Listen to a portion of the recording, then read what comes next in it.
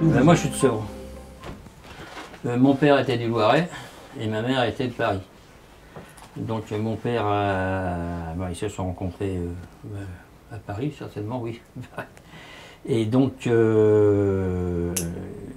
ils habitaient Paris. Et puis bon, ici il y avait des terrains, il y avait des terrains à vendre sur Sevran, mais ça s'est passé en 1928. Donc ils ont acheté un terrain, un grand terrain. Et après, ils ont fait construire. Donc mes parents habitaient à Sevran, rue de Bourgogne, à cette époque. Je suis donc fille d'immigrés. Ma mère est arrivée à Sevran en 1924. Après, bon, mon père, elle était fiancée, mais mon père était parti vivre en Argentine et il est revenu et ils se sont mariés en 1933. Et ils sont venus habiter Sevran tout de suite. Moi, je suis née en 1934 et j'ai toujours vécu à Sevran. Il y a toujours eu, comme aujourd'hui on est contre ou les Arabes ou les Noirs ou ceci, à l'époque, c'était les Rital, les Arméniens. Parce qu'on nous disait par exemple Arménien tête de chien, Rital. Donc il y a toujours eu un petit côté xénophobe comme ça. Mais les Italiens, on disait quoi? Les Rital, les macaronis. Il a toujours existé. Bon, après cette vague, disons, d'immigrés qui étaient quand même chrétiens, qui s'est bien adapté, il y a eu après la période des Arabes, alors là, il y a autre chose, et puis bon, ça a toujours existé. Disons que c'est pas méchant ce que je vais dire, mais le français, à la base, il est assez xénophobe, hein, il n'aime pas beaucoup les étrangers, il n'aime pas la nouveauté.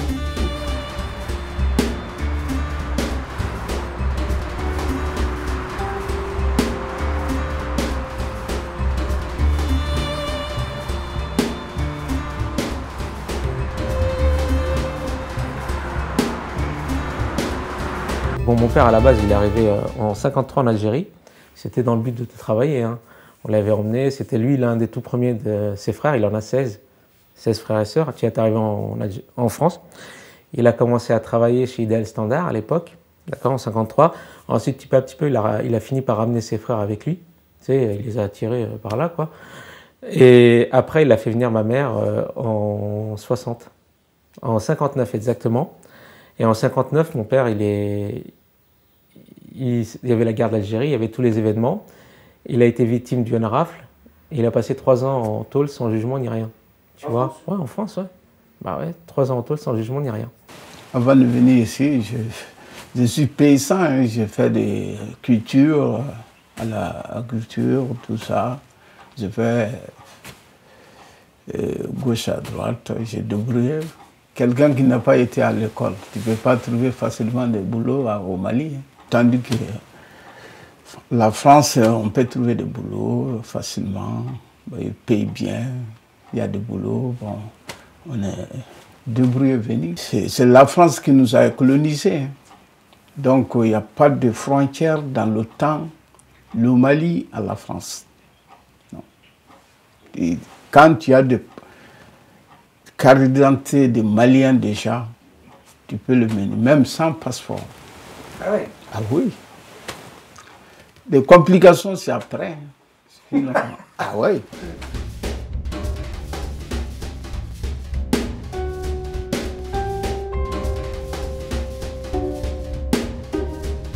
Il n'y avait pas de logement, il n'y a pas que maintenant, hein, je veux dire, on n'avait pas de logement, donc on a eu une chambre d'hôtel. Et puis de cette chambre d'hôtel, on a trouvé un petit logement assez rapidement, dans la porte Clichy, dans un truc, voilà, bon. Et puis en 70, donc assez peu de temps après, j'ai fait une demande de logement, comme ça se faisait à cette époque-là, et on nous a dit voilà, il y a un logement qui se libère à Sevran. Enfin, des logements qui se construisent. Donc on est venu voir, et puis bon, ça nous a plu tout de suite, quoi. À l'époque, j'étais jeune, tout arrive, hein, on vieillit, puis voilà. Et donc, je me suis dit que une cité, une école dont la construction n'était pas terminée, dans un grand ensemble où tout restait encore à faire, j'étais venue me renseigner, et qui allait accueillir des gens de toutes les couleurs, je me suis dit, c'est fait pour moi. Je vais postuler. Et j'ai été la seule du département à la demander. Voilà.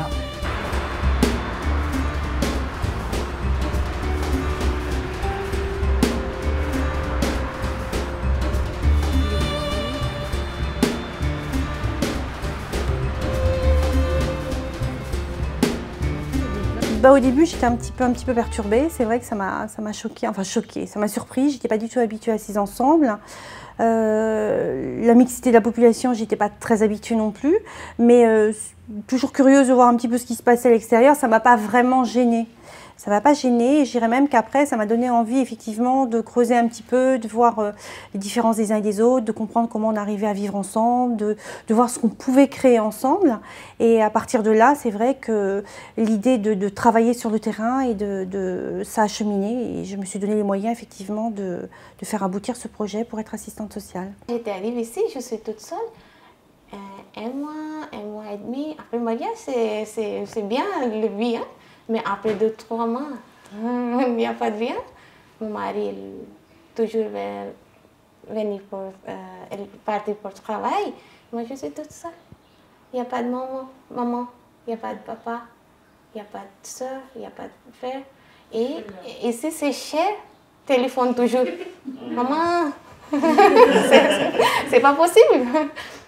C'est pas la peine de retourner pays le Cambodge.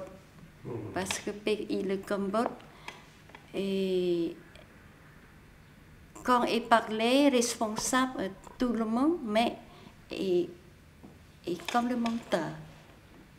Comme quoi? Menteur. Menteur. Il n'y a pas capital responsable. Comme le pays le français, il y a président responsable. Tout cela, comme nous tous.